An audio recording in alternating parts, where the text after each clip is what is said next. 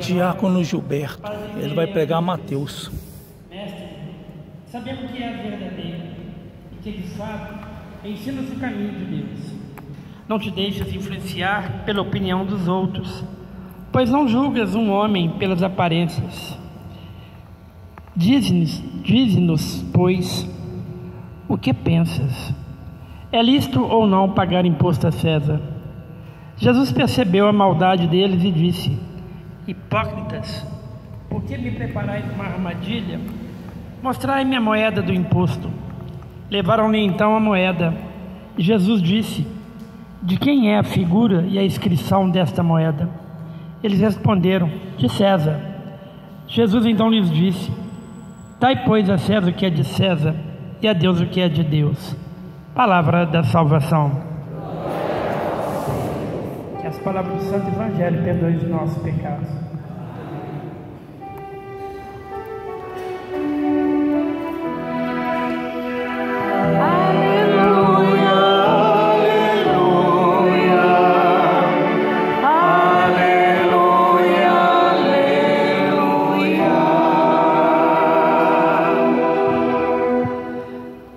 Caríssimo irmão, caríssima irmã, louvado seja nosso Senhor Jesus Cristo.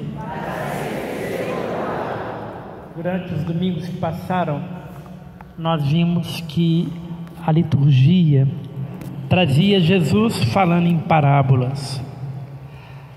A pedagogia de Cristo, ela é apresentada através de historinhas, simbolizando o reino de Deus. E geralmente nas parábolas que Jesus contava, estava na sinagoga, onde tinha muita gente. O que é sinagoga? Sinagoga é a igreja lá da religião judaica. Nós aqui temos a nossa igreja, eles têm a sinagoga. Então lá eles reuniam para prestar culto a Deus. E nesse domingo, esse 29º domingo do tempo comum, a liturgia não nos fala em parábola. A liturgia está contando um fato que aconteceu. Jesus e aquele povo de Israel. Antes, porém, da gente falar do Evangelho, vamos lá na primeira leitura, profecia de Isaías, onde Deus chama o Ciro para ser um homem ungido, um homem que abre as portas.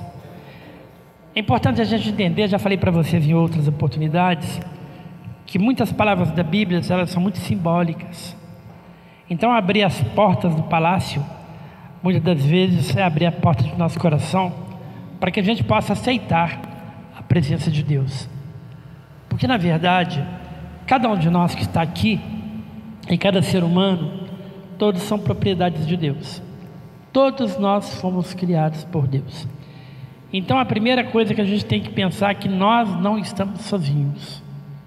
Nós temos um Deus que nos vela e que gosta muito de nós. Ele nos ama muito porque Ele é quem nos fez. Esse é o princípio.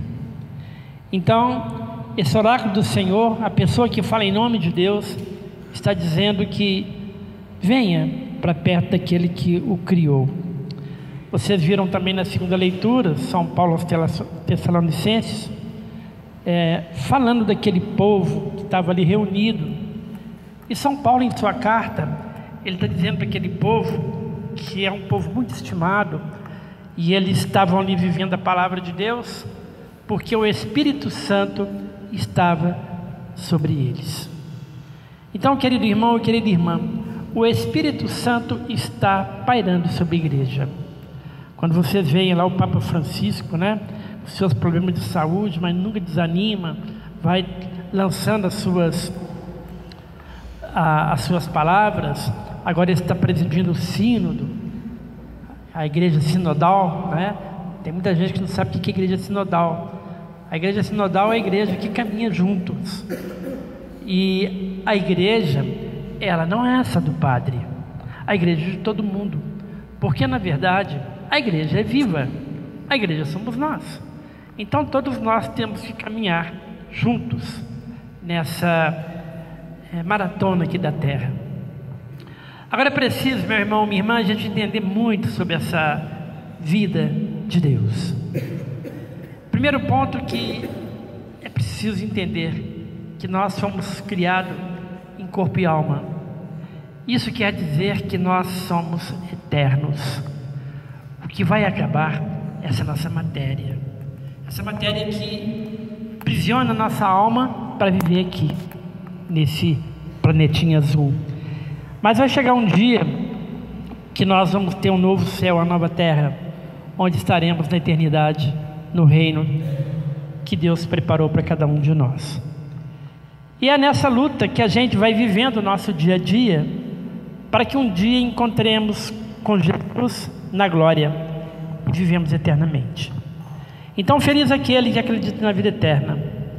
O credo, né, já fala, creio na vida eterna. Nós vamos rezar daqui a pouco, né? Creio na vida eterna. Então, aquele que acredita na vida eterna, ele leva a vida mais suave. Ele sabe que um dia ele vai viver na eternidade. Agora tem um porém, que é preciso entender. A nossa vida aqui na terra, ela tem que ser vivida, porque a vida eterna, ela não começa depois que a gente morreu. A vida eterna começa no dia que a gente nasceu. Então, no momento que a gente teve o dom da vida, que Deus nos escolheu e fez nascer nesse mundo, começa a nossa vida. E a gente passa por esse primeiro período. E nesse primeiro período temos que trabalhar. Temos que lutar. Além do nosso trabalho para a manutenção da nossa vida humana, existem os contratempos ainda. Existem as doenças. Existe um mau relacionamento que muitas das vezes não conseguimos nos entender. Às vezes até dentro de casa a gente entra em atrito. Tem hora que as pessoas não conseguem se fortalecer no diálogo dentro de casa e acaba acontecendo uma ruptura, porque não conseguiram viver na unidade, no amor, dentro de casa. Isso acontece nas comunidades, no trabalho, dentro da igreja, porque o relacionamento às vezes não funciona. E existem pessoas que puxam só para o lado que ele pensa. Isso acontece até dentro da igreja. Às vezes uma pastoral acha que a dela tem mais valor do que a da outra e começa a criticar a outra pastoral.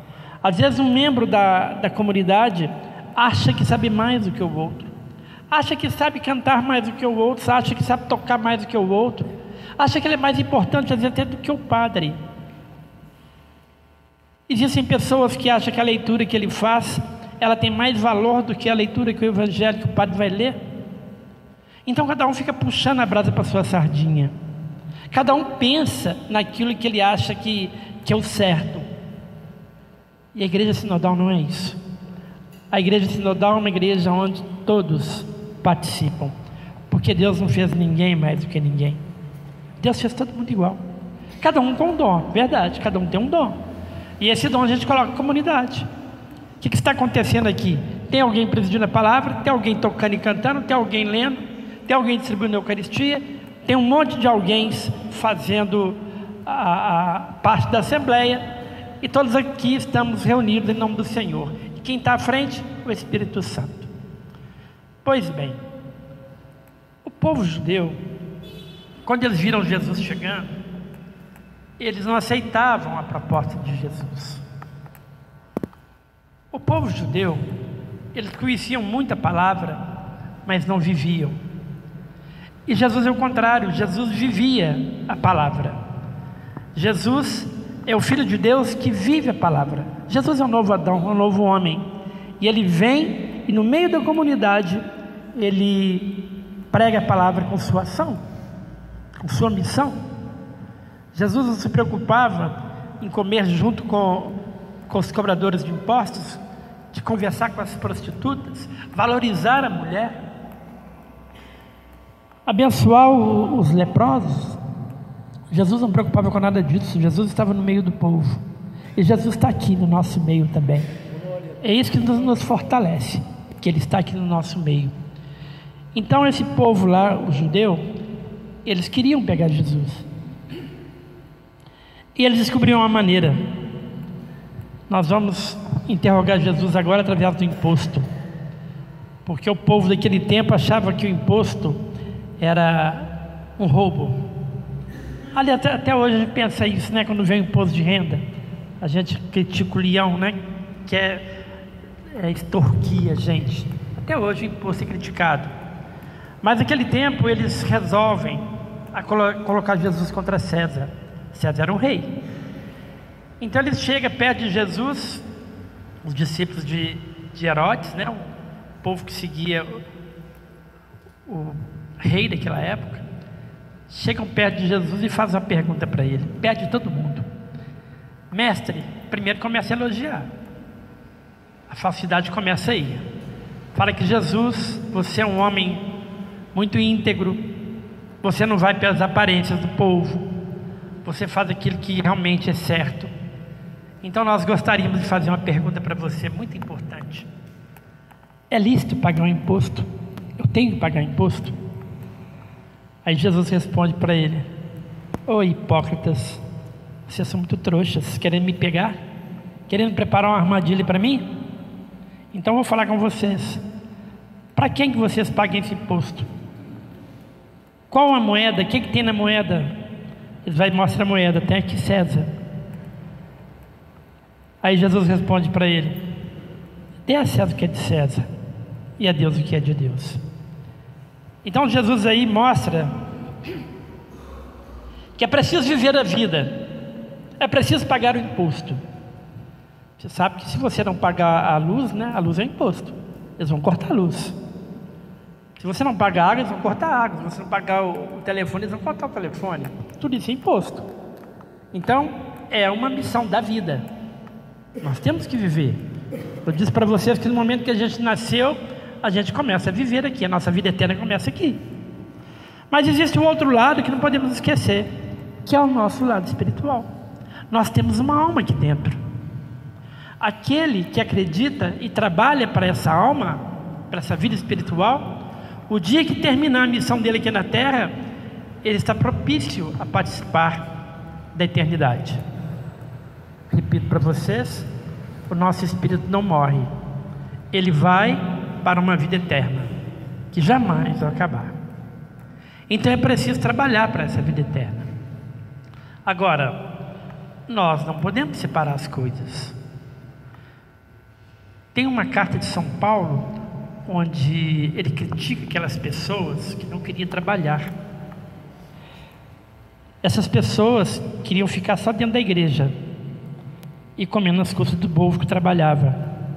São Paulo falou para eles: olha, quem não trabalhar vai morrer de fome, porque é preciso trabalhar. Então cada um de nós precisamos de trabalhar. As crianças, os jovens, né, os adolescentes precisam de estudar, e nós, mais adultos, precisamos de trabalhar, trazer o sustento para casa. Então não vou ficar sentadinho esperando o maná cair do céu. É preciso eu viver a vida, só que eu preciso também lembrar do que é de Deus. E o que é de Deus? São os momentos que a gente faz o que Deus agrada. Primeiro ponto, nós estamos aqui nessa manhã, quase 8 horas da manhã, amanhã de domingo, estamos aqui dentro da igreja, prestando um culto a Deus. Quem convidou cada um de vocês a estar aqui na igreja foi o próprio Deus. Como diz São Paulo na segunda leitura, o Espírito Santo paira sobre vocês, paira sobre todos nós, e Ele coordena esse momento aqui. Então, ao mesmo tempo que a gente presta o culto a Deus, a gente canta o salmo, a gente canta as músicas maravilhosas, toca com muito carinho, tem uma equipe muito boa aqui cantando com toda a alma. Tudo isso é o culto que faz a Deus. As orações que vocês fazem, muita gente chegou mais cedo, rezou o terço. Isso são os cultos, os louvores que a gente presta a Deus. E ao mesmo tempo que a gente está prestando um culto a Deus, o Espírito Santo está vindo sobre nós e nos fortalecendo. A gente sai daqui da igreja e volta para casa com outro astral. A gente já volta para casa sabendo que somos filhos de Deus, porque Deus nos abençoou. É como aquela história, quando está fazendo muito frio, você fica diante de uma lareira, você fica aquecido. Assim também, quando você está diante do amor de Deus, você fica aquecido. Agora é preciso, meu irmão, minha irmã, a gente viver a nossa vida material pensando também na vida espiritual. Então, no momento em que você está se encontrando com Deus na palavra, na Eucaristia, você está se fortalecendo. Repito, são dois momentos: o momento que a gente está cultuando a Deus e o momento que a gente está sendo abençoado.